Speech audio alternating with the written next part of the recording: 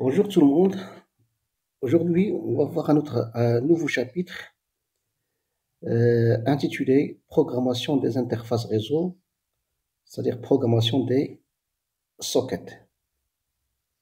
Ce que nous avons vu jusqu'à maintenant, c'est si nous avons une exécution parallèle de plusieurs processus, par exemple là sur une seule machine, j'ai plusieurs processus qui tournent en parallèle.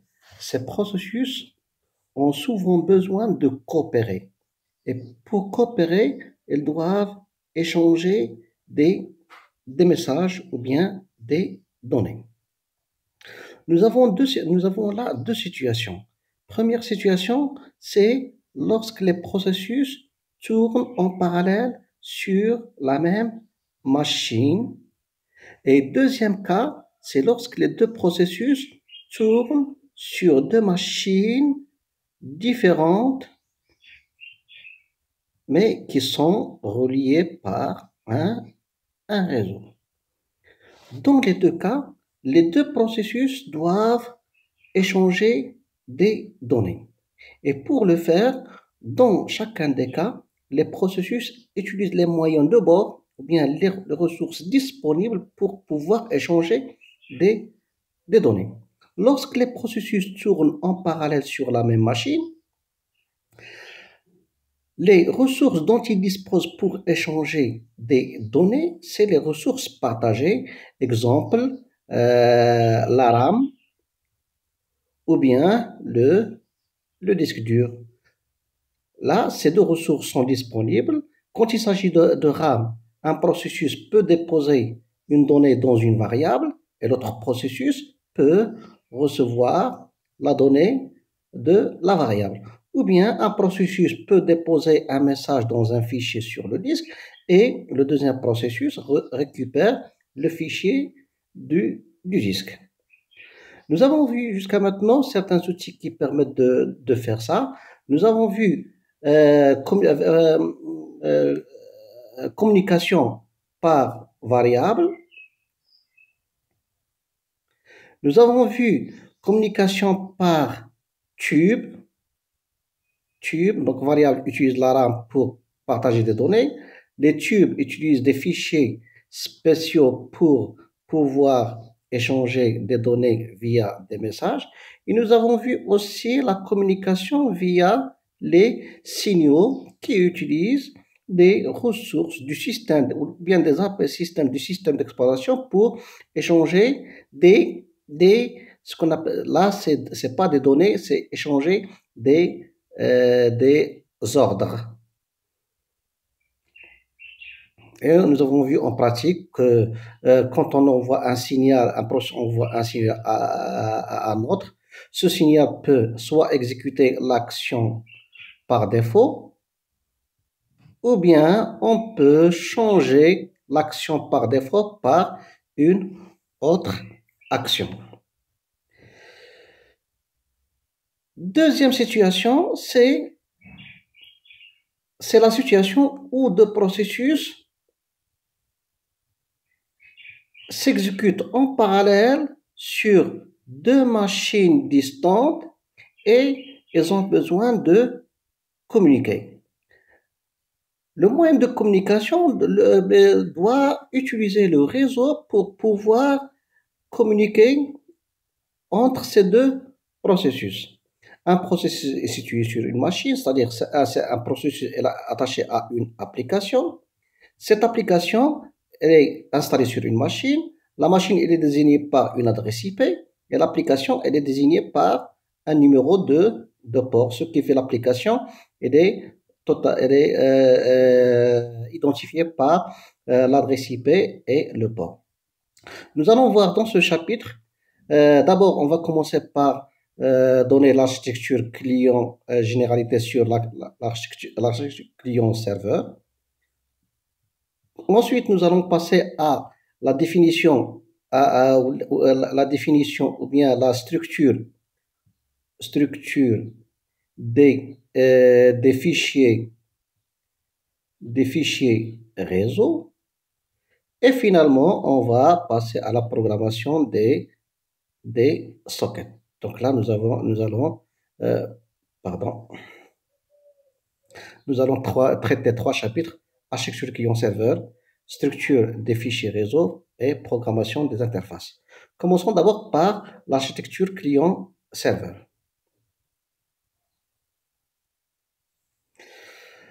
La majorité des applications modernes se fondent sur le paradigme client-serveur. Ce type de programme stocke d'ordinaire d'innombrables données sur un serveur, puissance spécialisée, tandis que les traitements et les interfaces sont exécutés sur des ordinateurs individuels aux performances modestes. L'architecture client-serveur ou bien le concept client-serveur s'impose dès que l'on souhaite décomposer une application en deux parties. Une partie qui s'exécute sur le client et une partie qui s'exécute sur le serveur.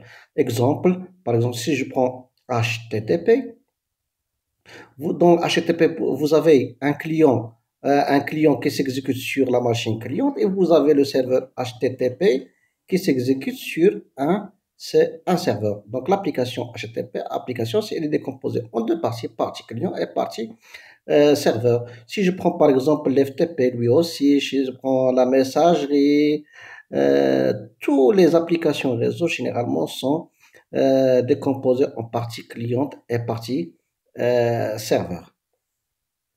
Une application client-serveur, comme j'ai dit, est composée de deux parties. Une partie cliente qui s'exécute sur la machine cliente et une partie serveur qui s'exécute sur le serveur.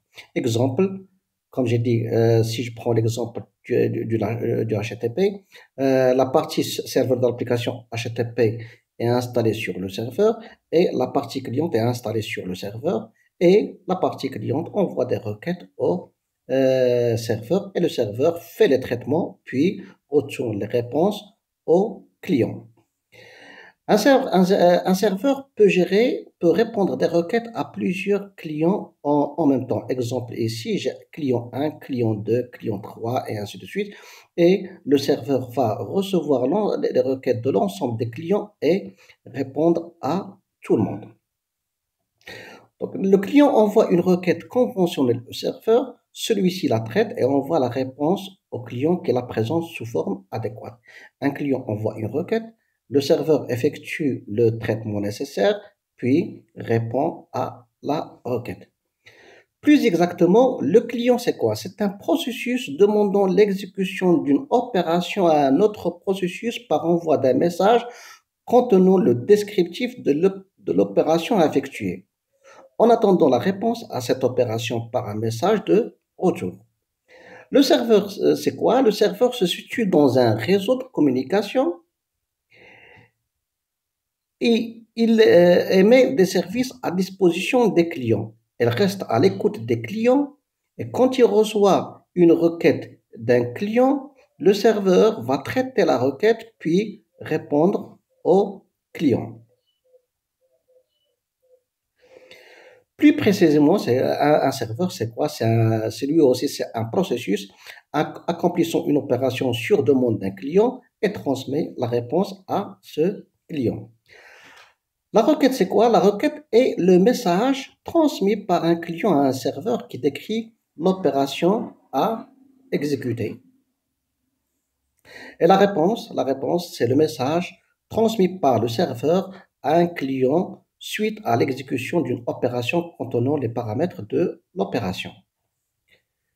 Le client est celui qui toujours engage la conversation en envoyant une requête. Exemple, si je prends le domaine HTTP, c'est le client HTTP ou bien l'utilisateur qui sollicite un serveur HTTP. Le serveur qui reste à l'écoute attend les requêtes, réalise l'opération demandée sur demande de client et la plupart du temps, un client ne dialogue qu'avec un serveur. Comme l'HTTP, quand vous engagez une conversation avec un serveur HTTP, vous engagez la requête avec un seul serveur. Mais le serveur peut attendre des requêtes de plusieurs clients. Un serveur peut des fois prendre le rôle d'un client. Exemple, si je prends l'exemple de DNS, quand vous envoyez une requête à un serveur DNS, si votre requête n'est pas résolue au niveau de ce serveur-là, ce serveur va solliciter encore d'autres serveurs DNS. Et là, et de ce serveur qui était votre serveur devient un client d'un autre serveur. Exemple pour voir l'ensemble des services que vous offrez dans votre machine. Vous exécutez la commande -state-a. -state-a vous présente l'ensemble des services et l'état de ces services. Si vous avez l'état state pour dire que votre application est en listen, en attente des requêtes, vous avez l'état established, c'est-à-dire l'état où où la connexion elle est déjà établie. Maintenant, passons aux API, programmation des interfaces, application programme interface. Au sommet de la suite TCP/IP, on trouve généralement une interface de programmation permettant d'accéder aux fonctions réseau. Exemple là, si je prends la suite TCP/IP, vous avez un certain ensemble de couches et vous avez la couche supérieure qui est la couche application, et ces applications-là doivent accéder au réseau. Pour accéder au réseau, TCP/IP propose un certain nombre de fonctions qui permettent à ces applications d'accéder au réseau. Exemple, send request, receive request, send replay, receive replay. Un exemple d'interface qu'on peut programmer pour accéder à ces réseaux.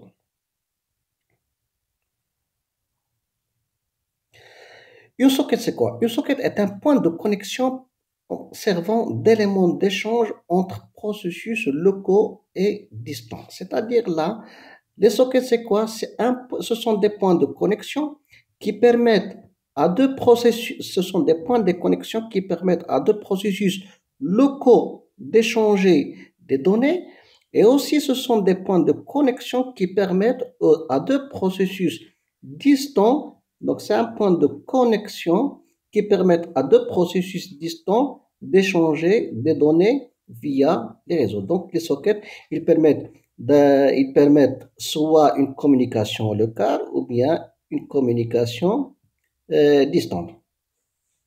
Une fois créé, on se retrouve en possession de descripteurs de fichiers à utiliser avec read write. Une fois la socket elle est créée, c'est comme ce que nous avons vu dans les tubes.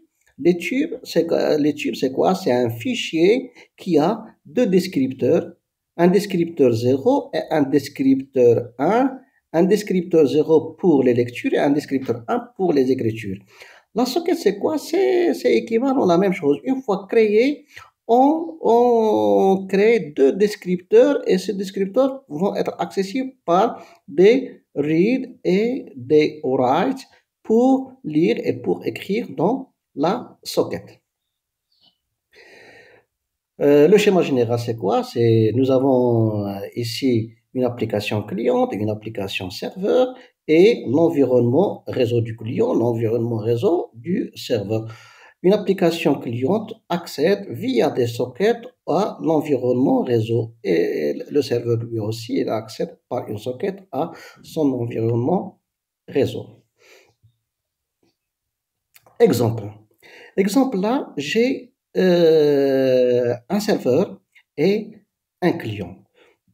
Sur les serveurs, j'ai un ensemble d'applications et chaque application elle est accessible via un port. Donc là, nous avons un certain ensemble de ports qui correspondent à un certain ensemble d'applications. Pour pouvoir communiquer avec un client, une application doit avoir un point de connexion. Et là, nous avons besoin de créer une socket. Une socket, c'est-à-dire que c'est comme une prise qu'on va créer. Et cette prise, nous devons obligatoirement l'attacher à l'application. C'est l'opération de binding. Binding, c'est-à-dire attachement de la socket à l'application. Une fois attaché, à ce moment-là, le serveur va se mettre à l'écoute, à listen sur cette socket. Et c'est le client qui envoie des requêtes de connexion.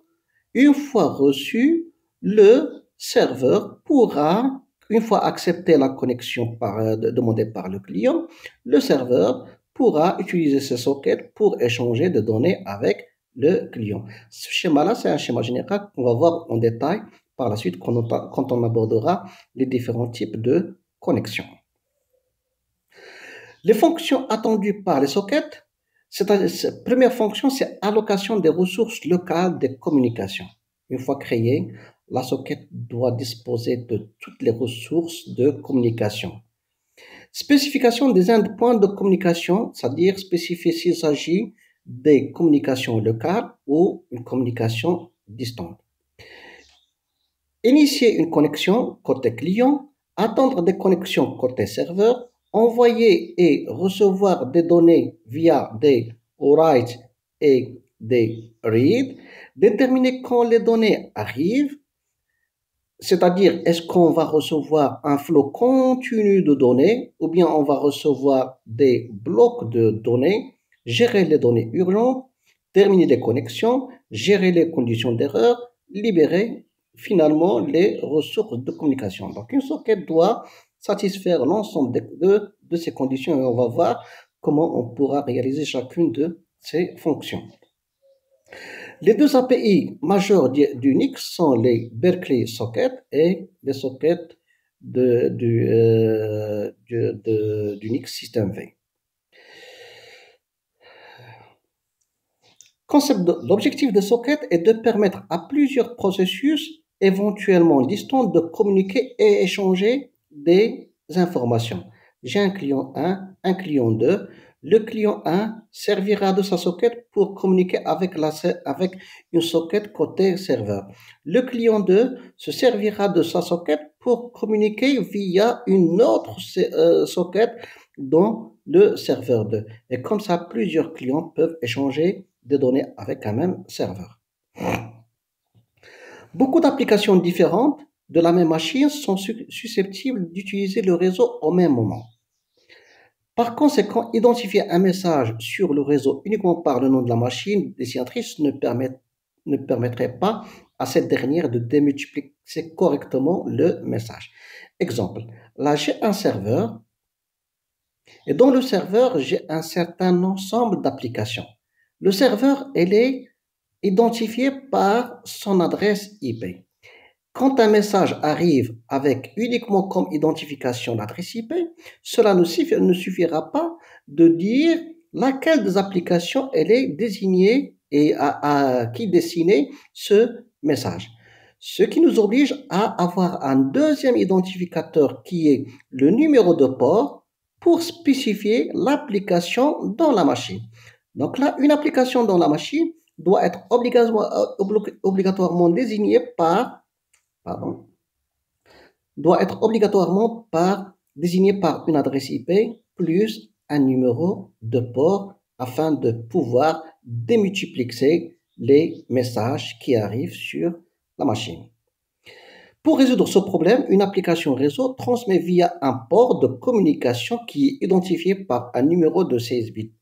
Et comme je dis, au total, c'est l'adresse IP et le numéro de port qui désigne la machine sur l'application sur le réseau. Exemple ici, sur une machine, j'ai plusieurs applications, une application DNS, DHCP, POP, SFTP, FTP, HTTP. Toutes ces machines, elles résident sur une seule machine avec une seule adresse IP. Un message qui vient sur cette machine, il vient avec adresse de destination, l'adresse IP, mais pour pouvoir atteindre l'application demandée, ce message doit être identifié par son numéro de port pour atteindre l'application demandée. Et si jamais une requête est désignée désignée à une autre application, là le message arrive à l'adresse IP, puis passe passe pour atteindre la deuxième application par un autre numéro de port. Comme ça, avec une seule adresse IP, je peux recevoir des messages destinés à plusieurs applications qui tournent en même temps sur la même machine. Les services ont des noms. Exemple, HTTP pour le web, SMTP pour messagerie, et ainsi de suite. L'ensemble de ces services, on va les trouver dans le fichier /etc/service. Bien sûr, nous aurons les noms avec les numéros, avec leur numéro de port.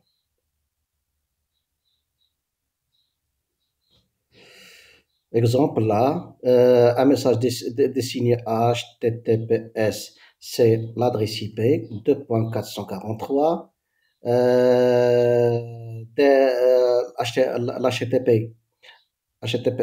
L'HTTP, c'est l'adresse IP de la machine plus le numéro de port, l'SMTP, l'FTP, et ainsi de suite.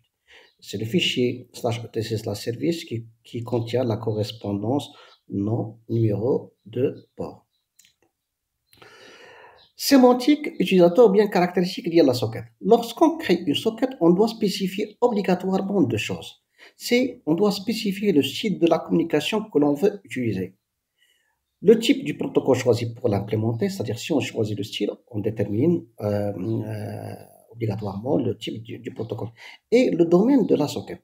Pour résumer tout ça, je vais dire que pour communiquer avec les sockets, on a deux choix. Soit choisir un flux continu de données, c'est-à-dire les données sont envoyées en continu sur le même circuit. Là, je parle quand il s'agit de circuit du mode connecté. Mode connecté. Ou bien je peux choisir à ce que les données soient envoyées par bloc par bloc. Et là, c'est le message. Et quand ils sont envoyés par bloc, bien sûr, les blocs vont emprunter des chemins différents et vont être réassemblés au niveau du serveur. Ça, ce mode-là, c'est mode non connecté. Quand je parle du mode connecté, c'est mode flow continu, c'est mode stream. Et quand je parle du mode non connecté, c'est mode diagramme ou bien mode datagramme. Ensuite, une deuxième caractéristique ou une deuxième spécification des sockets, c'est le domaine de la socket. Le domaine de la socket spécifie l'ensemble des points ou bien des endpoints de la communication. Les processus peuvent tourner sur la même machine. À ce moment-là, les endpoints de la machine, c'est la machine locale, ou bien les processus tournent sur des machines distantes. Et là, il s'agit d'une communication distante. Et là, nous avons soit communication locale ou bien communication distante. Quand il s'agit de local, on doit spécifier CAF-UNIX. Et quand il s'agit d'une communication distante, c'est AF-INET qu'on va voir tout à l'heure. Donc, là, deux choses à spécifier pour de communication, c'est mode connecté, stream, ou bien mode datagramme, c'est diagramme, et les machines à atteindre, c'est-à-dire le cas c'est AF-UNIX et AF-INET pour des communications distantes. Ça, c'est le résumé des slides qui vont venir par la suite.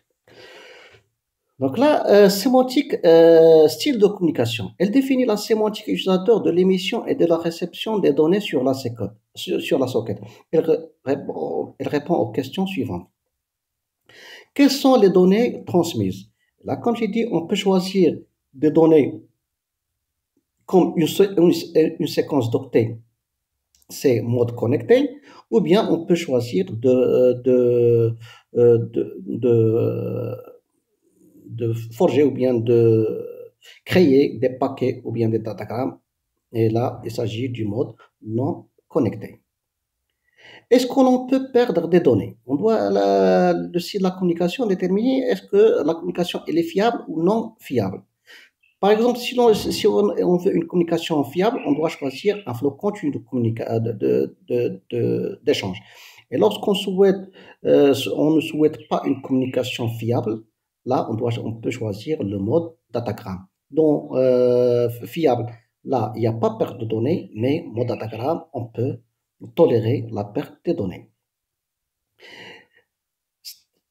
Troisième question, c'est est-ce qu'il s'agit d'une communication avec un seul partenaire? À partir d'un point de communication, est-ce qu'il est possible de joindre plusieurs partenaires ou pas? On peut faire analogie avec le téléphone et le courrier postal. Dans la communication téléphonique, la voix elle est envoyée en continu sur le circuit virtuel. Mais par poste, le message elle est envoyé chez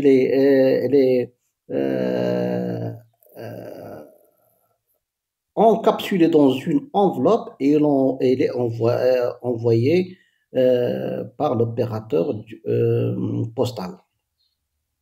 Ça, c'est mode connecté et ça, c'est mode non connecté.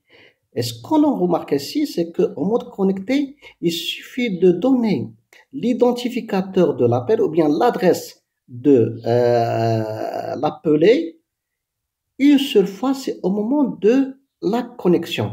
Par contre, dans le courrier postal, un message, il est écrit, il est inséré dans une enveloppe et cette enveloppe chaque enveloppe doit contenir l'adresse IP du destinataire. C'est-à-dire là, on doit spécifier l'adresse IP uniquement une seule fois, mais communication avec courrier postal, on doit spécifier, on doit insérer l'adresse IP au niveau de chaque lettre. Une socket n'est rien d'autre dans le système que l'équivalent de l'un de ces objectifs. Il s'agit d'un point de communication bidirectionnel, c'est-à-dire communication dans les deux sens, par lequel un processus pourra émettre et recevoir des informations. Exemple là, j'ai une application sur un computer 1, une application sur un serveur. Ces deux applications pour pouvoir communiquer, comme j'ai dit, l'application elle est désignée par une adresse IP plus le port pour atteindre cette application. L'API Socket met en œuvre deux notions, la notion stream et la notion diagramme. La notion stream que j'ai dit, c'est quand on veut spécifier une communication en mode connecté et diagramme quand on veut spécifier une communication en mode non connecté. La notion stream, ça sous-entend ces modes connectés et les caractéristiques du mode connecté, ça sous-entend qu'il s'agit d'un flot d'informations continue. Il n'y a pas de constitution d'enregistrement. Elle assure une transmission fiable et ordonnée. La notion de diagramme, c'est la notion de datagramme, le message est envoyé par bloc ou bien par datagramme. Et chaque datagramme va emprunter un chemin, son propre chemin. Cette indépendance suppose que chaque datagramme doit contenir l'ensemble des informations qui lui sont nécessaires pour atteindre la livraison. C'est-à-dire chaque paquet ou bien chaque datagramme doit contenir l'adresse de l'application destinatrice. Ce type de communication n'est pas fiable. Pour implémenter, pour choisir le type stream, on choisit comme type de la socket, c'est SOC stream. Et pour choisir une communication en mode diagramme, on choisit le type SOC diagramme. Ce sont les essentiels qu'on doit utiliser en pratique. Les autres, on va laisser. Domaine de la socket. Nous avons vu maintenant, ici, nous avons vu ce qui est intéressant ici, c'est voir, c'est pour spécifier un mode connecté. Mode connecté, on doit choisir une socket de type SOC stream. Et si on veut choisir un style de communication non connecté, on doit choisir un SOC diagramme. L'autre caractéristique de socket, c'est le domaine de la socket. Comme j'ai dit, le domaine de la socket, c'est est-ce que la socket, c'est une communication locale ou bien une communication avec un processus situé sur une machine distante. Une autre caractéristique importante des points de communication concerne l'ensemble des points qui permettent d'atteindre. C'est le domaine de la socket qui décide les points accessibles et l'ensemble des protocoles utilisables pour la communication. Le domaine d'une socket définit le format des adresses possibles et l'ensemble des sockets avec lesquels la socket pourra communiquer. C'est-à-dire, quand la communication se fait entre deux processus qui sont situés sur la même machine, là, les sockets seront, par exemple, des descripteurs de fichiers en interne. Par contre, quand il s'agit de deux processus qui tournent sur des machines distantes, là, la socket, bien sûr, elle doit contenir l'adresse IP plus le port.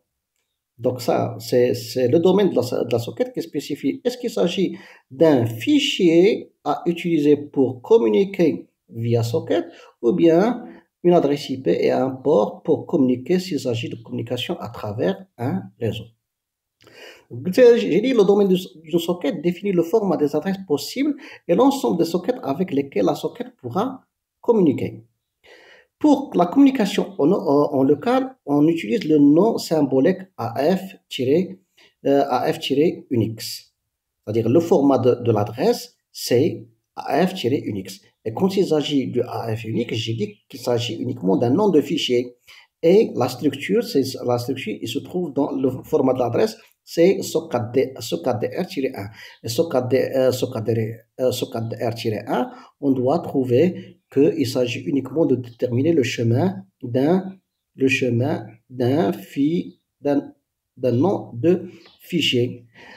Quand il s'agit d'une communication au niveau d'Internet, là, nous avons besoin d'une adresse IP et d'un numéro de port. Et la structure qui permet de donner d'affecter ces valeurs, c'est la structure socketdr-in. Il y en a d'autres, mais ce qui nous intéresse, c'est uniquement ces deux. Premier, c'est la communication locale, la communication via la communication Internet. La structure socketdr1. La structure socketdr1, nous avons dit que c'est une structure utilisée lorsque l'on veut évoluer dans le domaine AF-Unix, c'est-à-dire dans le domaine local. Elle permet d'indiquer quel sera le fichier socket. Donc là, c'est déterminer un fichier socket qui sera associé à la connexion. Donc la structure socketdr1, sa structure, c'est sim-lan, c'est la taille du nom. Sim-family, c'est AF-Unix. Et SAMPATH, c'est le chemin de fichier. Donc là, la structure socketdr1, c'est quoi? C'est un nom de fichier et de type de famille AF-Unix. Donc, sim-lan, c'est le nom, c'est la taille complète, la taille complète de fichier socket. Sim-family, on doit le remplir par AF-Unix. Sim-path, c'est le nom Unix du fichier socket. Maintenant, quand on veut communiquer sur Internet, on doit choisir une adresse de type Internet et la structure utilisée, c'est la structure socketdr-in. La socketdr-in définie dans net/in.h est employée lorsqu'il s'agit d'une communication distante. Et pour la communication distante, on utilise AF-inet. Elle permet d'indiquer quelle sera l'adresse d'une machine distante et le numéro de port. Donc là, dans socketdr-1, on doit trouver généralement un champ qui va contenir le type de la connexion. On doit avoir un champ pour donner l'adresse IP et pour donner le port. La structure socketdr1 est définie alors comme suit. Socketdr-in, sim-lan, c'est la taille du nom. Saint-family, c'est AF-INET. Saint-port, c'est le numéro de port. SIN-ADR, c'est l'adresse IP. Remarquez ici que nous avons dit SIN-ADR, c'est les deux types IN-ADR. Nous avons déclaré SIN-ADR comme étant un type de la structure IN-ADR. Nous avons séparé ça pour pouvoir changer l'adresse, la taille de l'adresse ici sans la modifier dans la structure de l'adresse. Comme ça, on peut choisir soit d'utiliser une adresse de type IPv4 ou bien une adresse de type IPv6. On modifie la taille sans toucher la structure globale de l'adresse. SIN0, c'est un champ rempli à 0. Donc, SIN-LAN, c'est la taille de l'adresse. SIN-family, c'est la famille de l'adresse, c'est AF-INET. SIN-port, c'est le numéro de port. SIN-ADR, c'est l'adresse d'une machine distante de type IN-ADR à décrire tout à l'heure. Et SIN-0, c'est un champ à 0. La structure IN-ADR définie dans netinet/in.h définit le format de la variable SIN-ADR. Ce découpage permet une grande souplesse d'évolution possible, par exemple vers IPv6, comme j'ai expliqué tout à l'heure. La structure IN-ADR, c'est du type SADR, de type ULAN. C'est l'adresse IP. Cette adresse est encodée sur un nom non signé, 4 octets. Chaque octet devra correspondre à une des parties de l'adresse IP. Maintenant, on va pour remplir l'adresse, nous avons certaines possibilités pour simplifier. Nous avons possibilité côté serveur et côté serveur et côté client pour former l'adresse. Dans le cas de serveur, si le programmeur ne veut pas se fatiguer à récupérer l'adresse locale pour remplir cette variable, il pourra choisir l'adresse INADR-INI, c'est-à-dire choisir n'importe quelle adresse disponible pour la communication. Et la même chose, lorsqu'on crée une socket située du côté client, il n'est pas indispensable de mentionner explicitement notre identité. Le noyau attribuera de toute façon une adresse correcte lorsqu'on entrera en communication avec un autre processus. Si on désire quand même se servir de l'attachement de ce côté, on peut utiliser comme adresse INADR-INI. C'est-à-dire, employer INADR-INI, c'est on ne se fatigue pas à la construction de l'adresse, c'est la construction de l'adresse se fait de façon automatique. Autre fonction importante, c'est l'homogénéisation des formats des données. Les données sur le réseau doivent être homogènes. C'est quoi homogène? C'est-à-dire qu'ils doivent s'écrire de la même façon. Une adresse IP, elle est utilisée à l'échelle universelle, elle doit être interprétée de la même manière sur l'ensemble des machines du réseau, même si ces machines sont des machines hétérogènes. En effet, certaines machines utilisent Big Endian pour le codage des nombres. D'autres machines peuvent employer Little Endian pour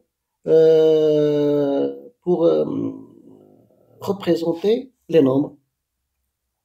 Exemple, sur une machine Big Endian, on a la valeur 1, c'est 00001, mais sur une machine qui représente les nombres en Little Endian, cette valeur va être représentée par 1, 0, 0, 0, 0, 0. C'est-à-dire le poids faible ici va devenir le poids fort ici. Et là, ce sont deux nombres qui sont complètement différents. On doit homogénéiser tout ça. Et pour homogénéiser, nous avons besoin des fonctions qui permettent d'homogénéiser les adresses. Les sockets devant pouvoir transmettre des informations au milieu hétérogène, c'est-à-dire des machines avec des codages différents, impliquent une représentation de ces nombres dans un format compréhensible, quelle que soit l'architecture de la machine.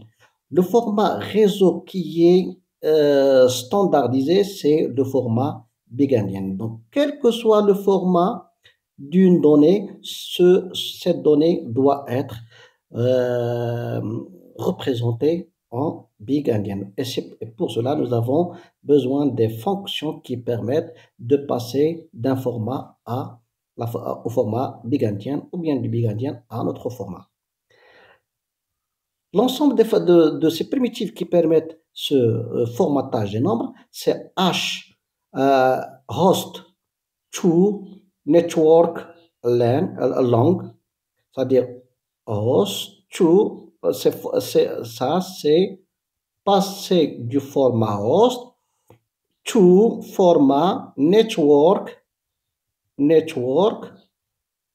long. Là, c'est passer du format host to format network short. Ça, c'est passer du format network to host long. Et là, c'est network to host short. Les fonctions H2NL et H2NS convertissent respectivement des entiers longs et courts depuis l'ordre des octets de l'hôte vers celui du réseau.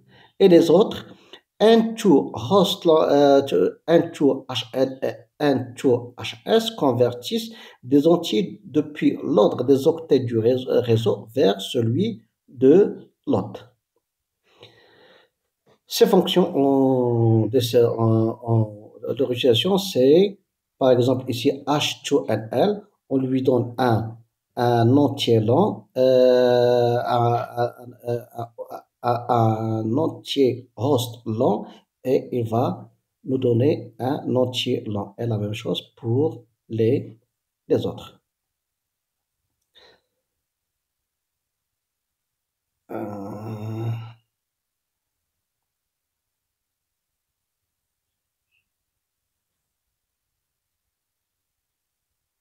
Alors, la description de l'ensemble des fonctions de formatage des nombres. Et je termine cette partie.